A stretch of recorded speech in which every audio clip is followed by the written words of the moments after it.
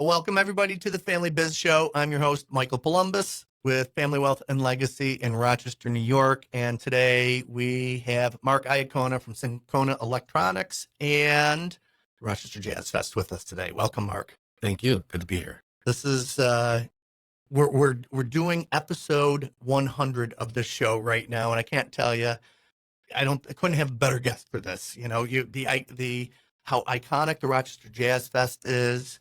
And, you know, you're a multi-generation family business. So wicked cool. I'm very excited about the show today. One of the traditions that we have on the show is just talking about how did you end up in the family business? What was the journey? Because it's different for everybody. Yeah, it's my journey was pretty I want to call it seamless. The opportunity was there, but I was never told you need to come into the family business. My father and his partner got together. My dad was actually, Lou Iacona was calling on a gentleman, Simon Brightman. That's how you come up with the name Simcona, Simon and Kona. And he was calling on him at Bausch and Lomb. My father was an electrical guy, electronics guy. Simon was an engineer at Bausch and Lomb. Both have really awesome stories personally of how they got to where they are. That's a totally different chapter, but they don't make them like these guys anymore. One was a concentration camp survivor. My father was a depression survivor and was homeless at a young age. So that those two getting together, starting that business in '62, grew. And being around that business the whole time and seeing it evolve as a young kid, I never really thought about going in the business. I wanted to do other things. I kind of wanted to go into entertainment, acting. However, as fate would have it, and the book is written, for you a little bit. You control some of the chapters. I got involved at Xerox Corporation. Okay. Went to RIT and then ended up working at Xerox for a little bit, and coming back and forth. And then actually, late '80s, early '90s, got back to Simcona and working there. And working there is in all the different departments. Never really thinking that I was going to stay there. But then a family starts, and then the rest of the chapter is written. Next chapter is written. Nice. So talk about, if you would, what is Simcona? What do they do? Sure. And when they started the business, what was it like when they started the business versus today? Sure. Historically, from '62 to about, let's just call it 2000, 6, 7, Simcona was a straight ahead, what we call electronics distributor. So for manufacturing, so anybody that was making a product, and we would sell electromechanical products, wiring, cable, connectors, relays, fans, terminal blocks, power supplies, connectors, relays, different things like that for many, many years. And what we call it, revolved around the circuit board. So all the product that really wasn't integrated circuits, we were selling the products that supported that on a circuit board, and the media that came out of it, whether it was power or data. And historically have been a straight ahead distributor to manufacturing and contractors. In the around 2011, 12-ish, I had an idea when I bought the company. I actually bought the company twice.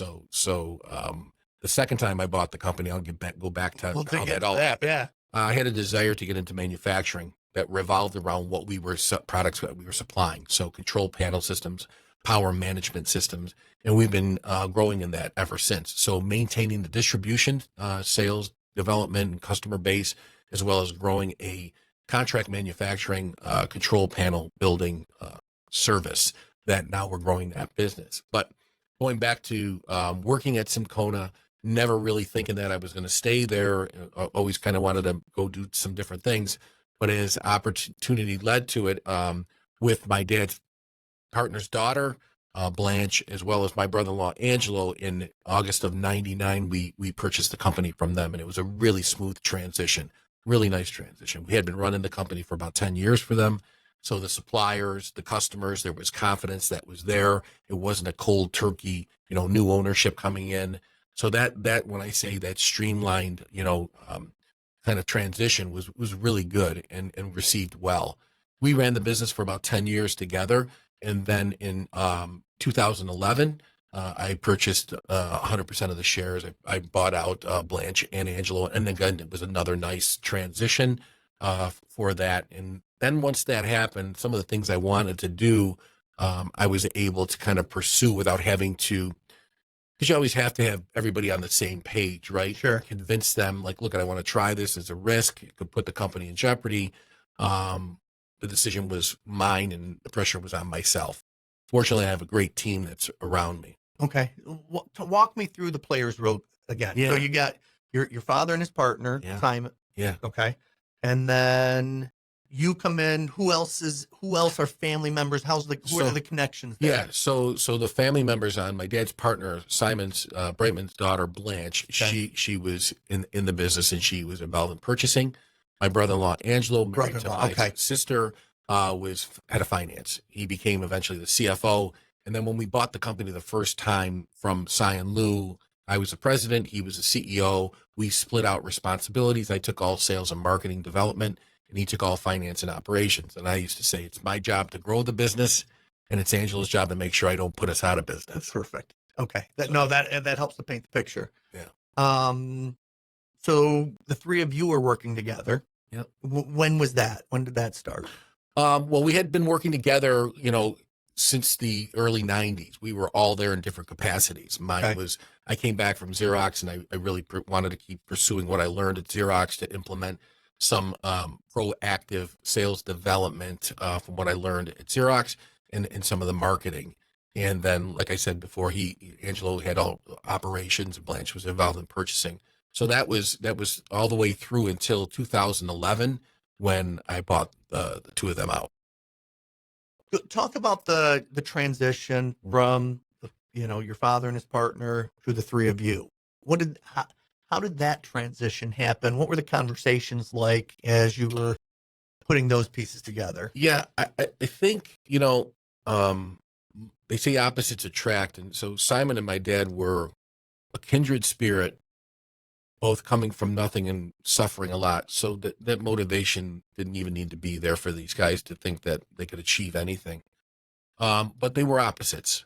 Okay. Simon, I have more of the entrepreneurial DNA in him from a development standpoint, and I have my father's DNA in entrepreneurship from respecting people and treating people the way you want to be treated. So that combination of the two of them. So they really came from humble beginnings and didn't have a lot to build off of when they started. So what they really did is everything, and it's a cool story because when they started, they would obviously do everything. There was Simon, his uncle, my dad, and my mom, and my brother and sister are 8 and 10 years older than me. So they were a little bit older. I was conceived in 62 when they started the business and born in 63. So that was a little bit of a surprise for them. However, what they would do is they would pursue new lines, and they would go to manufacturers and say, we'd like to represent and stock your line. And they would say, well, how many people do you have in sales? They weren't lying. They said 4. How many do you have in purchasing? 4. How many do you have in inside sales? 4, right? How much do you have? 4. So, you have 16 to 20, to 22 people, right? Or 24 people. And they weren't lying because they did everything. Everybody did everything. So, and they would go buy from their competition locally here, and they would stock the product when other distributors locally wouldn't do that. So eventually they built up the sales, and then they pursued the lines, and one thing led to another, and then they grew. They were down on Joseph Avenue. Sure. And then my father found the facility or the property out on Mount Reed Boulevard, the industrial park there.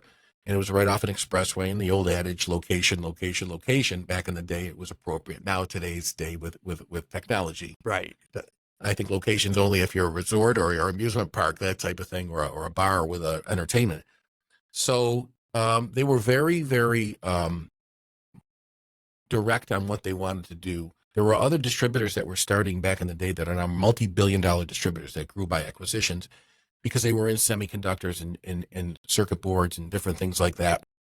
They decided to stay at the electromechanical level, and they could have grown just like them, but they were happy with what they had and what they felt could be stable. So a multi-million-dollar business stayed at multi-million-dollars, but didn't quadruple the way some of the other distributors, the Arrows, the Avnets of the world, that event were originally some other names, right? Yep. So it was profitable, but what was key to them is that as they were successful, they made sure that they were taking care of the employees to the best that they could. And that's something that's obviously instilled in myself. So when you got involved in the business the first time, Yeah. you had spent some time at Xerox before coming into the business, or? I worked at the business in the summers, did everything from cleaning toilets to working with components, putting things away, learning a little bit. And then I really wanted to get into sales, talking directly to people, and there really wasn't an opportunity. And I didn't have a plan B. So I walked in one day and said, look, I've got an opportunity at another company. And I figured that my father would say, well, I don't want my son to leave. And my father said, I just signed your paycheck. You don't report to me. And I went to the general manager and he said, well, you do what you got to do because we really don't have a position.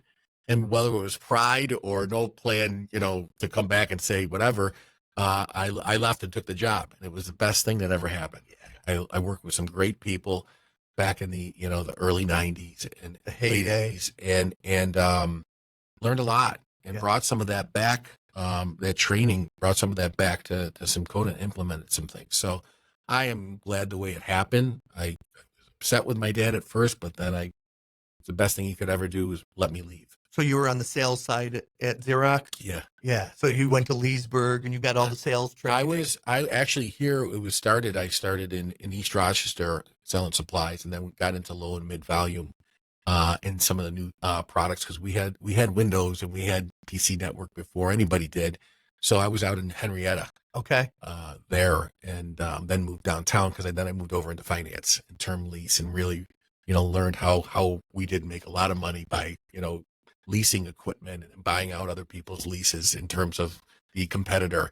So it was an all around really good education for me to see how big companies work. And I did have a taste by working at Simcona what small business was, right? Sure. But when I came back, it was as if I went and got my doctorate somewhere. The same people were treating me different because I had left and now supposedly I'm a lot smarter, which was it's just funny, but I realized it and I didn't break anybody's stones about it to say I'm the same person and now all of a sudden you're treating me different, not as the owner's son anymore or as the kid, somebody that's got experience. And a little bit of it, they were intimidated because of the knowledge that I had in the way I carried myself in a more confident way.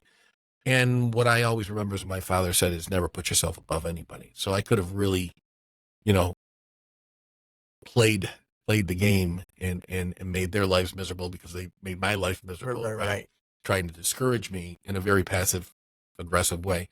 And that's just not who I am. So I think I am still here doing what I'm doing because of that mindset. Okay. Now you're in the business. There's 5 of you, 2 owners, Blanche and Angelo. How is it, working through communication and trust and, all of the things about, making decisions within the business, and then talk about that a little bit. But then again, I'm really curious about the succession plan. What were those conversations like when when Simon was bought out and your dad was bought out? How did those things go? Those are great questions because I don't believe there's any family business that's immune to any of the challenges that are there. And egos have a lot to do with it. And I think egos are important. I think if you don't have an ego, it's a healthy element if you can manage it, right? So, communities are built on egos, companies are built on egos, relationships are built on egos if you learn how to manage them and when to give and take. And that was a little bit of a challenge because I'm more direct, not difficult to figure out where I'm coming from, how I'm feeling. However, some of that with, the second generation, it was tough for me because I hit things head on, but I grew a lot because you learn as you become a leader, there are some things that you just keep suppressed. I'm not talking about issues that are bothering you, just suppressed to be patient and let things develop. Sure. But I was like a horse in the stable before the race. Right. And I was like, let me out, let's go. And I had some learning there, but at the same time, if you're going to grow a business, you can't should all over yourself. I learned a long time ago, should we do this? Should we do this? And there were times where we went with my decision but collectively it should have been a supported one. So it was more of, okay, well, we're going to do this. Just remember it was your decision. That wasn't, to me, that wasn't healthy. And I would just get frustrated, right? However, I was respectful. And, like I said, not planning on being the last person standing in terms of being in the business. Once I was there, then even though you're nervous, you're the only one making the decision. It was liberating to say, look, I may be wrong, but I'm making this decision and I'm not going to shit all over myself. You have to be prepared. What are those things? Murphy's Law and the different things financially that could happen. But, there's risk in everything. Always. Yeah. So, a little bit of that in terms of that working together. I will say that the two owners had, even though they were opposites, had the utmost trust and respect for each other. My dad, a more low-keyed guy, Simon's kind of guy that, and I don't blame him. Look, he watched people murdered in front of him. He hid under dead bodies when forces were coming through. So no matter what happened in life for him, he's gonna win, right? It's a win already so that was something I always admired about him. But the two of them worked really well. There were times that I'm sure that my father was frustrated from a financial standpoint of certain things, but they worked things out all the time. When it came time to the transition, it was, I think Simon would have worked till he was 100. If he was able to, and was my father finally saying, look at, the boys want to do something. And I would say to my dad, look at it, no problem. We don't have a non-compete, right? So if we want to go and do what we want to do whatever we want to do, sell the company, or I need to go do something where, we feel it's something we're taking the reins and doing something with. And I think finally my dad's saying to Simon, they're going to leave. They're going in a very nice professional way. Sure. They're going to leave. And that kind of started the little, pebble off the mountain turned into the big snowball. Let's go. And it was nice the way they did it. These guys, and I told my father, I said, you could sell this company for double right now. And that's the selflessness in both of them. They had already made it, and the valuation that was done, in my opinion, was one of the most major discounts that you could get, because I knew they could have sold it for double at the time, especially at the time. In financial terms, a little bit of a downstroke for them, but the rest, they held the note, and they subordinated themselves to the bank because they wanted us to have get it going with the bank. Watching some of those conversations, when you see two guys that come from nothing and in conversations talk to a bank to basically say, we don't need you. We're doing this for them to do that. So if you're going to keep putting these kind of things in place, we'll finance the whole thing for them, type of thing, right? We don't need to get the downstroke. And sitting back and seeing those conversations, although I have great relationships with the banking systems here and everything, and you have to, that was really cool to watch somebody that had been in it for so long still say, I took something that you're not going to take something I built here, put all this pressure on these guys out of the gate. So that transition was really, really nice. Easy for my father. He basically said, here's the keys, write me the check. And if you need my advice, great, I'm here. Otherwise, have at it. Simon, God rest his soul. My father's 98. He's still with us. Simon is passed on, and again, a great human being. He had a little bit difficult time letting go. And that, you talk about egos, right? So I'm walking around with a president card, and he's still handing out his president card, right? And, I had a conversation with a mentor, and the mentor said, look, you know what's going on. Your customers know what's going on. These guys have been great to you. Let it go. Not worth it. Right. So, but and when I looked at it that way, I said, wow, that's like having a kid. This company was his kid. And it's hard to say goodbye and hard to let it go. And that kind of woke me up a little bit to say, look, you know what, let it be. It's interesting because you're just talking about, it didn't exist when you guys were doing this first transition, but today everybody talks about business exit planning. Yeah. And so you're hit a few things that I just want to, make people aware of. But, during a transition, it's okay. One, am I okay financially? So they looked at it and said they could reduce the sale, the price, whether they reduced it or just gave a sweetheart deal to you guys. And you can do that for family, but they were taken care of. They knew that they were financially okay. Yes. Your dad was mentally prepared. Right. Simon was not. Right. And so, one of the things that, I like to do with an owner is to help them think through and say, what are you going to retire to? Because this has been your baby. And so what is your third act? Yeah. Your first act was getting your kids out of the house and making them responsible, good adults, right? Second act is doing it with your business, and that's so your legacy one's your kids, legacy two is the business. So what's your third legacy going to be? And there's a whole process of thinking through those things. That's spot on. I'm in a CEO group here, a chapter here locally, and we had we're very, very tight, very, very tight. Exactly what you just talked about. That person now and their partner have to make a decision on what's the chapter in life we're going to do now. Is it travel? Is it enjoy family? Is it learn something new? It's definitely not start a new business because where they're at in their age, and they're going to be continue to mentor because it's a second gen coming into the business. But all those conversations, what you just said, are spot on, because I think if you just do a cold turkey thing, that's where people, this brain is a muscle. And if you don't feel relevant, I think that's the biggest challenge that entrepreneurs have as they segue out of the existing business that they either started or took over in terms of sense of relevance. I'll throw this one out to you. One of my solutions for that is if they have grandchildren that are under the age of 18, we start something called the Grandparent-Grandchild Philanthropy Project. Yep. And we have found that philanthropy is a sandbox for entrepreneurship and leadership.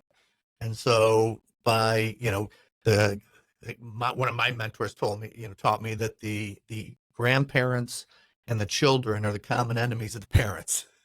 Grandparents want more time with the kids, right? And the children don't want to listen to them. So by pairing those two together, the friend of my enemy is my friend. I'm looking forward to that because I have a granddaughter that was born in June, and I said, here's my opportunity very covertly. Yeah.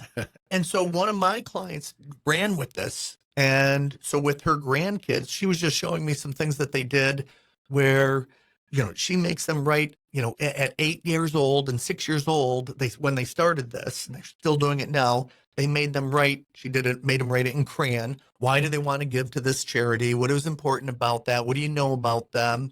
And so got them doing critical thinking. And, they've been doing that for 3 years already now.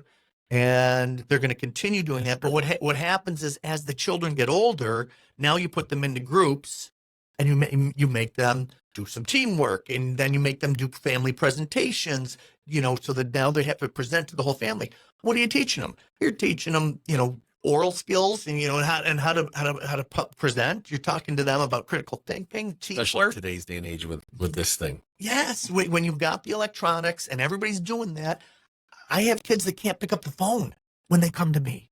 They're like, they get nervous to pick up the phone because the only thing they've ever done is texted or emailed somebody or Facebook or so. Really cool stuff. Yeah.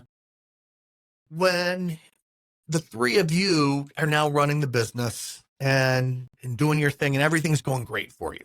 Okay. Talk about when, what was the decision for you to buy the partners out? How long were you in business? How many employees too? Talk about that a little bit. Yeah. So all interesting questions. My brother-in-law, Angelo, who's, I'm a year older than Blanche, and he's 8 years older than myself. And this was back in, let's just call it 2005. Okay. We went into the conference room. He goes, I want to talk to you guys. He says, I'm done in 5 years. Okay. He says, I'm just letting you know. So, just want to plan for it. He made a conscious decision. He just was, I'm done. So I got with him and I said, okay, what is, we finished. And then I'm like, obviously we're brother-in-laws. And I said, okay, what's going on? I wanted to know first if something with his health or something, but really wasn't. He was like, look, I think again, when you're an individual that comes into a family business through marriage, I think unless you were in the industry from the beginning, which he kind of was, but he comes from the finance background, or if it was part of I think there's a different passion. And I think he was like, I've been doing this. I did this kind of for the family type of thing. This is just my opinion. And he was done. He wanted to do some stuff. I think he really did what he wanted to do with my sister, is travel the world, which they've been doing. And he got involved helping his kids in some businesses that they're in. So I got with him. I said, so what do you want to do? He goes, what do you want to do? I said, well, do we want to look for a buyer? Just test the waters type of thing. And we didn't go through a firm or anybody, equity-based or banking system or consultants. We kind of tested the waters, and we had one really big fish on. And we started doing that right when we finished the note. Basically, the note was done with Silent. And one thing led to another, and it didn't work out. Okay. So it's interesting because at that point in time, I was like, okay, then do I want to get out type of thing? Do we want to definitely now professionally go pursue someone? And I just took a step back because I've been involved in the festival at this point in time. And everybody thought when I got involved in the festival, Mark's not going to be for long at Simcona, which from a financial standpoint, they made no sense at all because I had already signed back in 2000, or in 1999, my life away in terms of the note that we were obligated to. So if I would have walked, I would have actually, at the time when the festival started in 2002, I would have owed money, a lot of money, right? So I kind of pursued both, but as we got into it, people thought I was probably going to be gone. There was a time, and I have to give it to my wife, because I contemplated, I said, is this what I really want to be doing? Or do I really want to be doing this other thing? At the time would have been kind of a step back, but really starting a brand new business. My wife said to me, what's your last name? I said, what are you talking about? The intelligence from somebody so close to you that you take for granted, right? That you live, right? And I said, well, my last. She goes, yeah, what's your last name? It's in the name of that company. Do you really want to leave the company? And I just looked at her because she said, what would your dad think? My father never told me what he thought because he never wanted to be held accountable for influencing me to stay or to leave. However, deep down inside, I know to this day he's very, very happy that I stayed because he's not a kind of guy that likes conflict, and his partner was still alive, that type of thing. So he wanted to always be naturally the way it happened. So I said, okay, I guess I'm going to buy you, or we're going to buy you, meaning Blanche and myself. Whether it's my own opinion or delusional opinion, I believe that my former partner, Angelo, had a conversation with Blanche, who I respect a lot, saying Mark runs at a different speed. Are you sure you want to stay and deal with that? Because there were times we were like this a little bit, right? Doesn't mean I don't respect the person as a human being. It's just it was running at a different speed. And I think she probably contemplated I don't know if I want to, either he's a little crazy or whatever, like that kind of thing. So that's what led to the valuation. It was a very fair.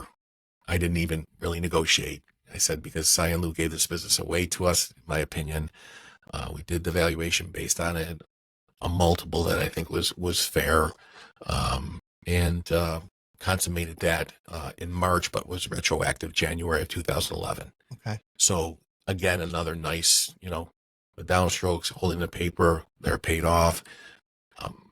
But there's still debt with the company now because I'm growing the business, right? But it could have been very frustrating, uncomfortable. Egos could have gotten in the way, different things. And it just didn't happen because I think the way we were raised, I really think it's the way we were raised, in the same way, even though Angel wasn't in the family, the way he was raised, I think was more of, you value the people that you've been working with, whether there's differences or not.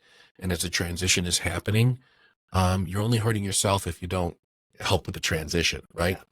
And one of the things he always said is, I want to make sure that don't worry about if we have to be subordinate too, rather be subordinate and finally get my money versus pressure on you to have to keep up with payments based on what happens in the economy, and then we all lose. So that to me was insightful, and it was sincere. It wasn't just words when he would say, look we're subordinating ourselves because we want to make sure that you're able to grow this company. Yeah. It's interesting that as you're talking about that, one of the things that popped up, one of my mentors, we read a lot of buy-sell agreements and help people to think through, do they have everything covered? Nowadays, they weren't there when I started, but nowadays we have the attorney put in things like seller protection clauses.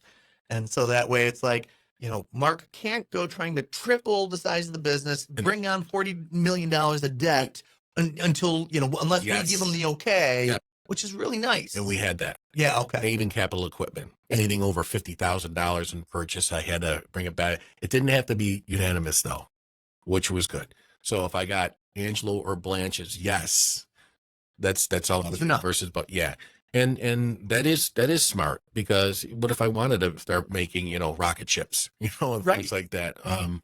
So no, really, those things were in place, and I didn't have a problem with it because I knew it was to protect myself too. So Let's talk about the Rochester Jazz Fest a little bit in terms of, what was the genesis of the Jazz Fest for you? I think you alluded earlier, like I wanted to be in the entertainment business, when you were younger. But more importantly, like they're two totally separate businesses.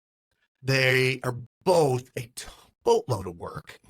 How do you do that? And how do you juggle the different teams and making all those things come together? Well, first of all, I was around music, had some scholarships, helped some people produce some CDs in the 1990s, because education was really important to me, and my father and mom and dad instilled in me, never always give back. So I had some things going with Jeff Tyzik here, with some of the jazz musicians when it came to the scholarship that I wanted to have. But John Nugent brought the concept to Rochester for a jazz festival.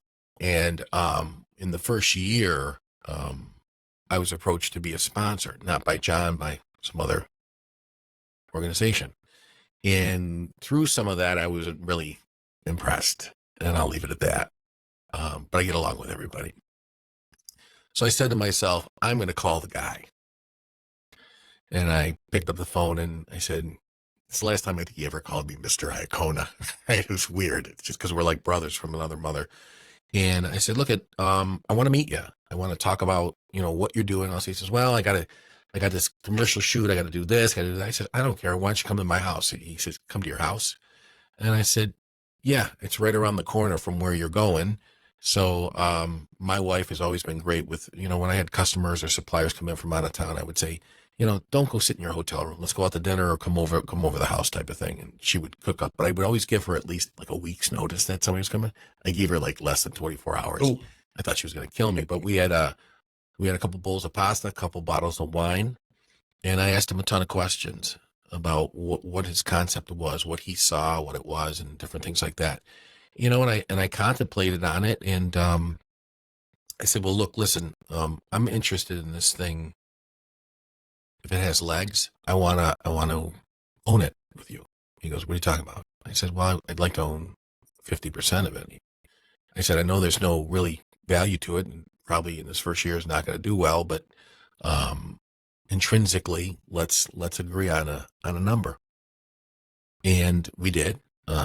Most people would think I'm crazy. Definitely didn't tell anybody. Okay. My wife was the only one that knew what I was doing. And I said, look, there's going to be some crazy hours because I got Simcona, going to be doing stuff at night and all this stuff. And, trust is everything. I'm pretty good at reading. And after, a couple of months, I said to John, stay at my house. I displaced my son. He wanted to sleep on the floor in our room anyway all the time. And really got to know each other's, kind of learned about the upbringing and stuff. And, he's from Newfoundland, Canada, and family is important. He had not exactly the easiest upbringing in terms of that, but really knew the industry, had some great mentors himself. And we just took it year by year. And that watershed year after, year 5 is when we really knew we had arrived. And what are we going to do to invest in order to keep this thing growing? So, John being the artistic director, we collaborate a lot on the headliners, but the Club Pass series that we have, that's, we call It's Not Who You Know, It's Who You Don't Know. My part of was to build the operational side of it, go and drive the sponsor base. Mm-hmm. And I think the story was a strong one, because here I am, an entrepreneur here in Rochester, from Rochester, going to people and saying, look, I support this thing. This is where I'm involved. Really would appreciate if you wanted to get involved as a sponsor, and it has to mean something to them. So the confidence that they started to see that it was, and eventually John moved to Rochester, raised a family. So to me, an event like ours, you have to be part of the community if you really want to. You don't have to, but it's tough if you're not part of that community and they can't put a, 3-dimensional touching on the person versus somebody coming in and blowing into town and blowing out of town and running an event and not being part of a community. Now, I know I just said that all in one little 5-minute thing. There's a lot more that goes on there. We have a great team, all the way from the sponsor base to the team that we work with and outsource to many companies here that really look forward to this every year because it's part of their annual, revenue stream. Mm-hmm. We're proud of that. What happens there from an economic standpoint, between $8 and $10 million worth of positive economic impact that the festival brings. That Rochester Research has done the research for us through the surveys, not us doing them, to the team that we work with, and on the educational aspect and giving back, a scholarship jazz studies scholarship that we have.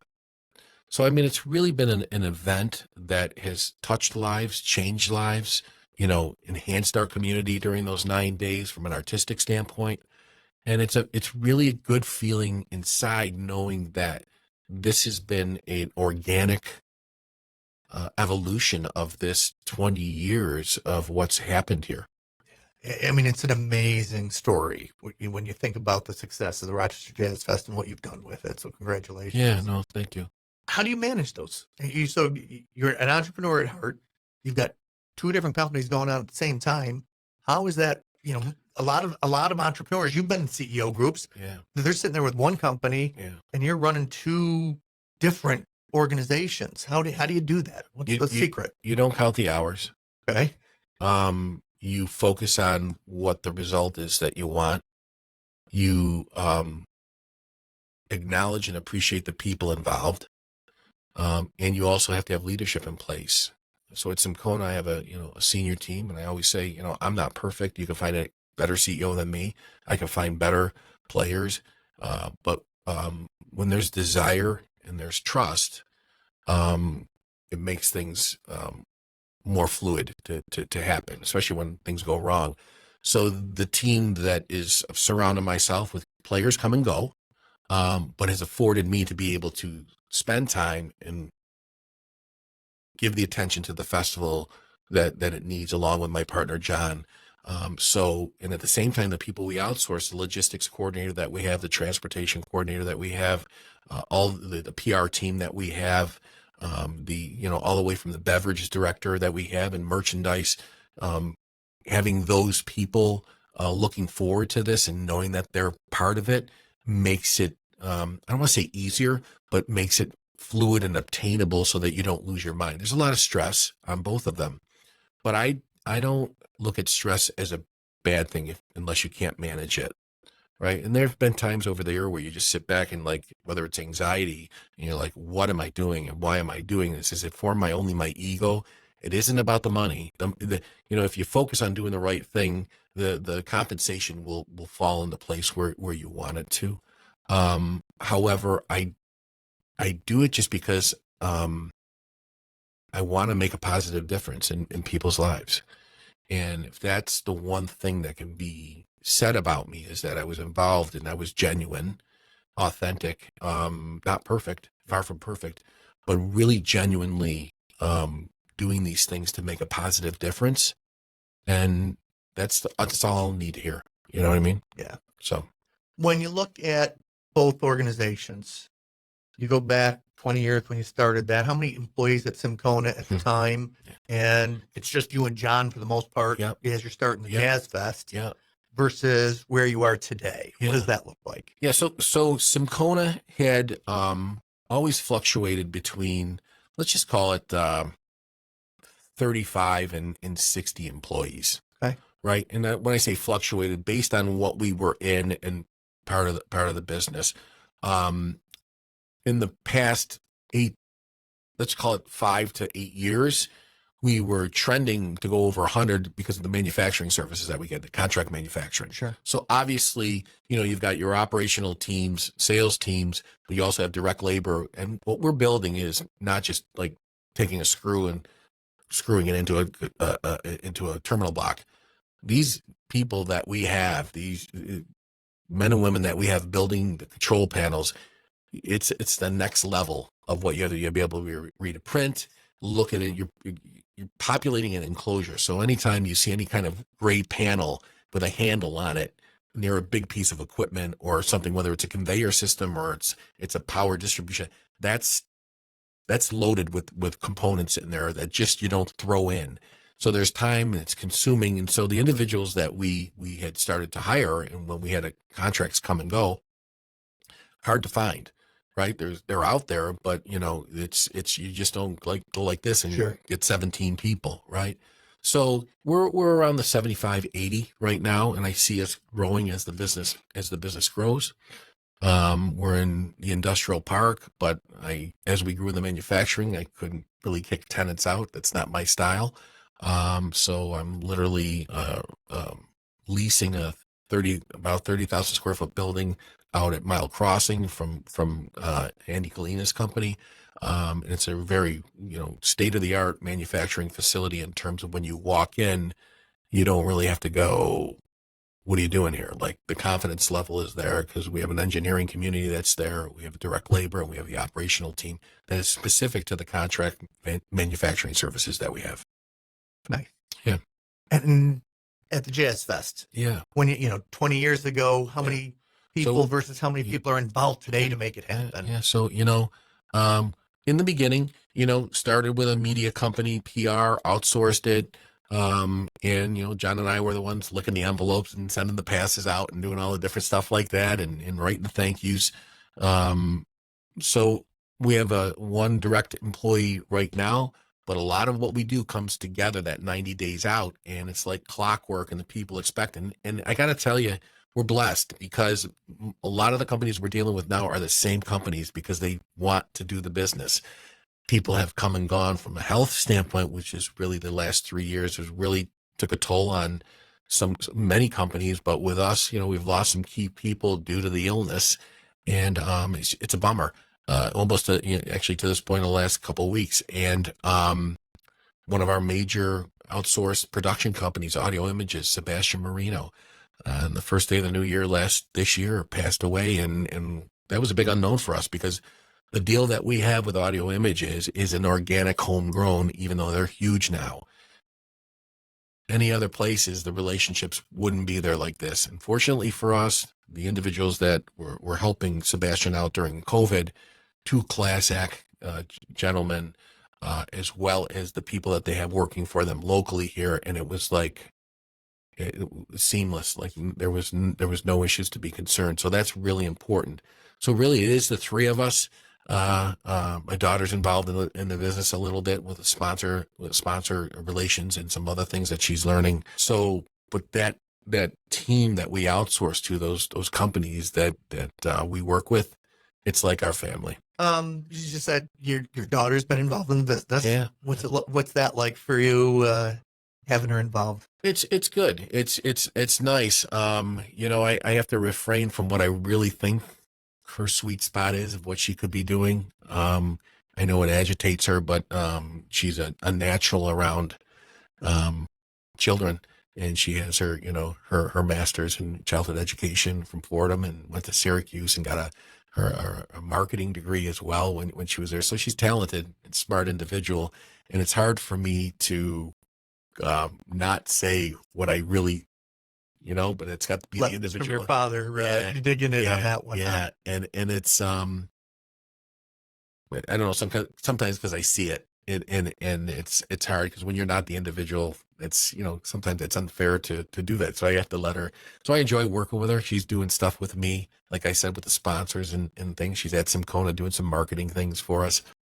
Looking to start a family. So, and like I said, my other two children are in medicine, so they're there to take care of my wife and I as we get older. Perfect. You mentioned being part of a CEO group. Yeah. What are some of the best things that you learned through the years to be a better CEO and to manage the organizations better through the groups like that? Or humility. Also that it's a built-in advisory board of directors that are there, and that if it's only as good as you allow it to be. So humility, being humble, realizing that also being a sole proprietor, there are other people that are sole proprietors and there are other family businesses there. And knowing, okay, I'm human, I'm normal because you had the same problems I had when I was. But I believe that it's only as good as you allow it to be. Having these individuals, whether they have 7 employees or 7,000 employees, and it's a pretty diverse group, but financial challenges, strategic challenges, human being challenges, all the way from leadership to the youngest family member. To me, I think it's imperative that as an entrepreneur, you're involved in something like that. I do think it's very important that you have somebody financially working with you as well, especially if you're a sole proprietor. Even if you're a financial person that thinks you know everything, that outside looking in fact is so essential and beneficial to an entrepreneur, having a firm like yours that is that's the core competency. So yours is family wealth, but at the same time, you do touch on what's going on with the business, because at some point in time, what's going on with the business is going to affect the future, like we talked about. So I think having this team, we've become like a family. It's very confidential. Once you really figure out, and it's opening up the Komoda. It's not just on the business. It's on the personal stamp side. And I think once you realize there's other human beings going through what you're going through, you let the guard down a little bit. Confidentiality is huge. And once you get that confidence level that the confidentiality is really there, you are a knit pack group, is when the value of being in this group is priceless. That's great. Yeah, I think it's, being a CEO is lonely. At the end of the day, if you're doing it all by yourself, you might talk to your buddies at the country club or whatever your organizations are, but it's not the same as being a part of a group, having an advisory. Yep.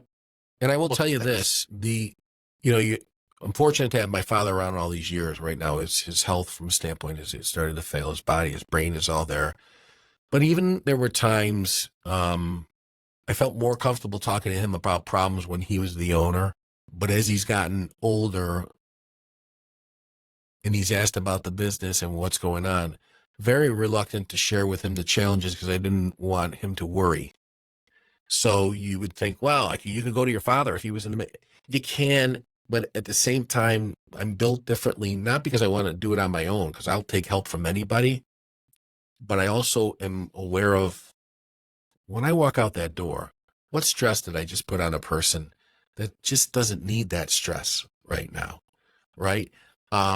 So having this group doesn't make me feel uncomfortable not to tell him anything other than, here's what I'm doing. This is what when I, but never really give him the whole thing because I don't need him worrying about his kid. Right. My father, I think we talked about this. I talked about it on the show for sure, but I bought my practice, half of my father's practice, the family-owned businesses, because that was my favorite part, which is why I ended up doing the business coaching side of things as well as wealth management, because they you couldn't do one without the other, in our opinion. How do you do a succession plan without understanding core cultures and core purpose and values and building a strong development team, leadership team? We were together over the holidays, obviously, and it was it was nice to give him the highlights without giving him any of the stress. Right. He's got enough stresses of his own as you're aging and you're going through things and life is changing. Yeah, exactly. I agree.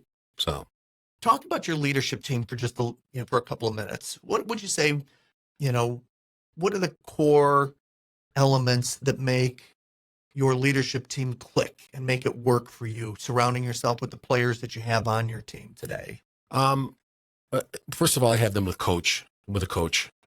Not my coach. So you have a coach? I have a coach. And you're part of a CEO group, and then your lieutenants are okay. And I wanted them to all have the same coach because it's having multiple coaches within an organization, unless those coaches are all talking to each other all the time, puts them at a deficit. Because if I'm confiding in you and giving you a lowdown, and yet there's another coach working with how does the triangle work in order to help things happen? It also gave this coach the opportunity over the last 10 years to learn the DNA of my company, whether people come and go in my leadership team or not. We also have her with middle managers too. And learning the DNA and understanding the business, she's able to call out the BS. Didn't happen overnight. And a couple of them were like, well, why do we only have this one coach? I said, because there's a method to my madness. If I want this person to understand what's going on with all of you, they have to understand our business too. And they're going to learn, this person's going to learn from the interaction that they have with you in regards to your particular responsibilities. So it was interesting, but now they all get it. And it's actually to their advantage having someone that understands the business and understands the interaction between the different managers. So I have our, warehouse manager, my VP of sales, my CFO, the purchasing manager, the inside sales manager, all players that are working with her on a regular basis. Smart. Yeah. Very smart. And that's really, I forgot the second part of the question, but I think it was just your interaction with them and knowing, what is your cadence and how do you, what level of decisions do they get to make? And well, part of my, when we do the strategic planning for each year, mine is, as a CEO, is focused on what are we doing for training and what are we doing for empowerment. And that needs to be focused on, because you can just say it. If you don't do it, things can get out of hand, right? So empowerment's really big, and allowing them to make some decisions to make sure that they don't put us out of business as well. And how do you manage that and monitor that? And then training is really important. Well, so, we have an HR manager that we've started with an HR manager over 10 years ago, because I want that person to know the DNA of my company.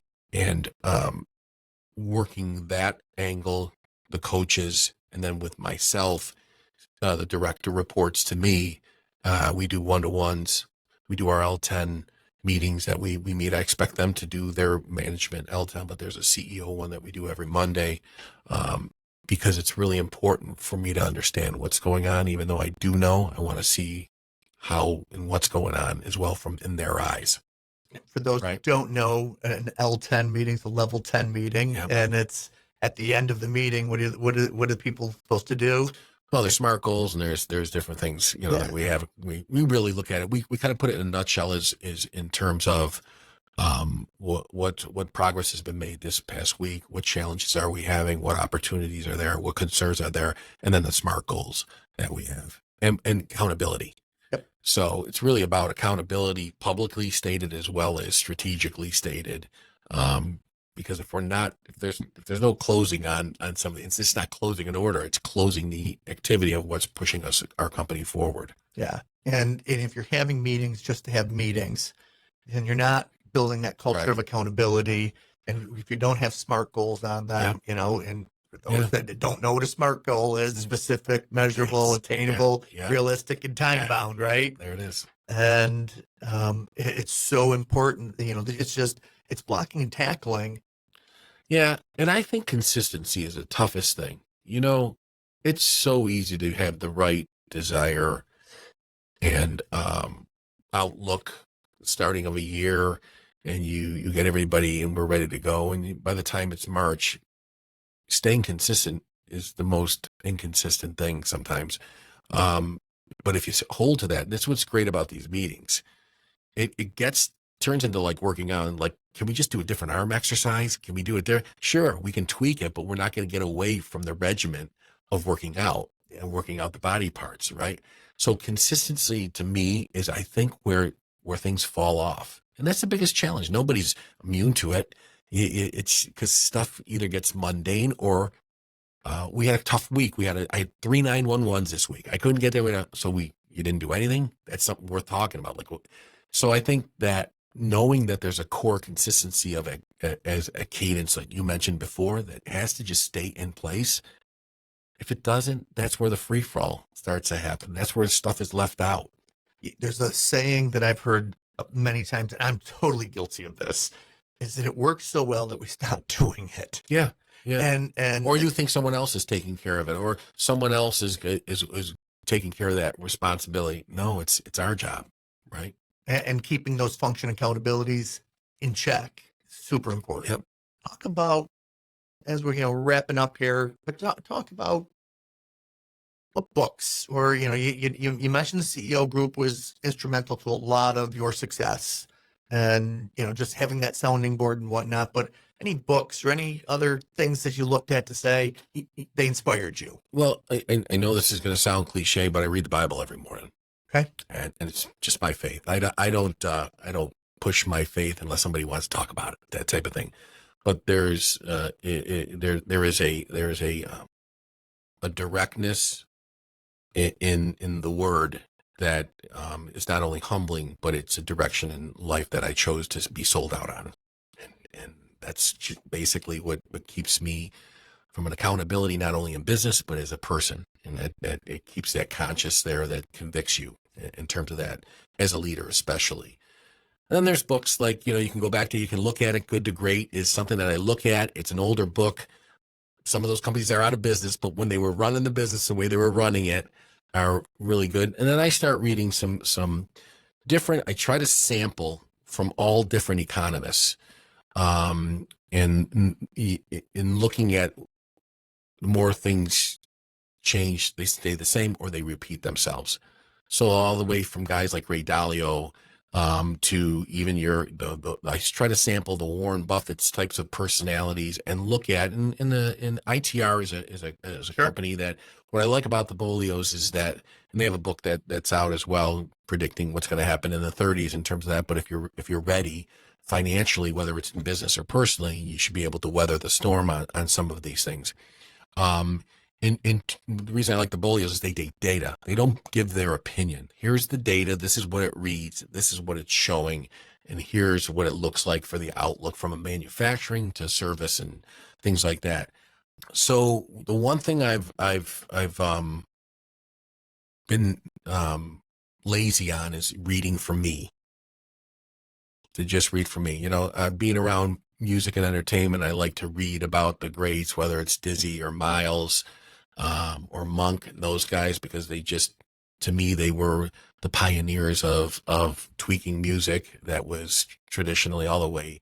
A lot of these guys were classically trained too. So if you look at that, it gives it a validity that they've classically trained way back into hundreds of years ago, but then took their own personality, their own articulation, and modified music to the point where it was, whether you call it bebop or not, is their articulation of where the music could go. And now you see what other younger people have done with music, right? I always try to keep an open mind and read things of articles on what's going on with the development of music, just because I'm in that business, right? I love it.